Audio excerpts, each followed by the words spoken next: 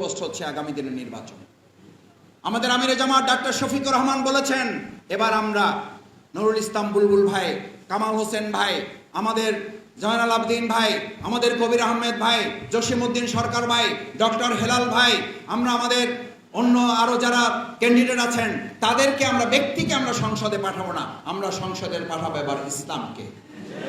এবার ইসলামকে আমরা ক্ষমতায় নেব।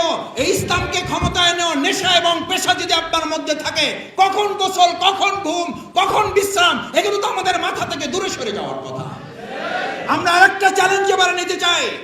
এই দেশ স্বাধীনের পর 53 বছর সকল দল দেখার যখন শেষ, তখন সাধারণ মানুষের মধ্যে নতুন দল এবং মত পথের সন্ধান শুরু হয়েছে, না হয় নাই?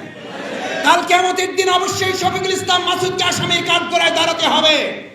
যখন সাধারণ মানুষ, আল্লাহর গোলাম, আল্লাহর বান্দা বান্দিরা নতুন একটা মত এবং পথের সন্ধানের জন্য মাঠে ময়দানে তারা কাজ করেছে, তোমরা তাদের কাছে আমার ইসলামের আহ্বান পৌঁছে দিয়ে নতুন দলের সন্ধান দিয়ে ইসলামকে ক্ষমতায় কেন বসাতে পারো নাই, আসামির কাঠগড়ায় আমাকে আপনাকে দাঁড়াতে হতে পারে।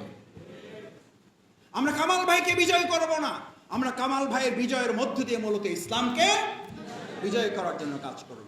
এই বিজয় করার কাজের জন্য যদি দুর্নীতিমুক্ত সুশাসন কায়েম করার জন্য, চাঁদাবাজদেরকে প্রতিরোধ করার জন্য, দখলদারকে প্রতিরোধ করার জন্য, সন্ত্রাসীদেরকে মোকাবেলা করার জন্য বিগত 17 বছরে আপনারা ঝুঁকি নিয়ে এই যাত্রাবাড়ি, ডেমরা, কদমতলী অঞ্চলে যেভাবে শাহাদাতের নাজরানা পেশ করতে হলে করেছেন, আহত বন্ধুত্ব বরণ করতে হলে করেছেন, মামলা হামলার মুখোমুখি হতে হয়েছেন, ঠিক একইভাবে আমাদের এই বিগত 17 বছরের ইসলামী আন্দোলনে খেলার মাঠে যেমন আমরা ভূমিকা পালন করেছি, এখন গোলপোস্টের কাছে এসে টার্গেট করে গোলটা করার জন্য ওই একই শাহাদাতের তামান্না, ওই একই হামলা মামলা নির্যাতন, ওই একই আহত বন্ধুত্ব বরণ করার ফয়সালা যদি আল্লাহর পক্ষ থেকে আসে, বরণ করে আমরা কি এগিয়ে যেতে রাজি আছি?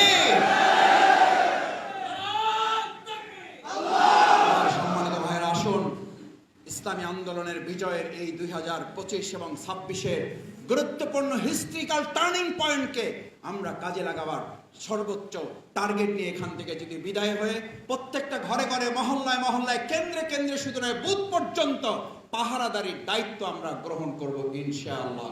সেই প্রত্যাশা ব্যক্ত করে সবাইকে ধন্যবাদ জানিয়ে আমার কথা শেষ করছি।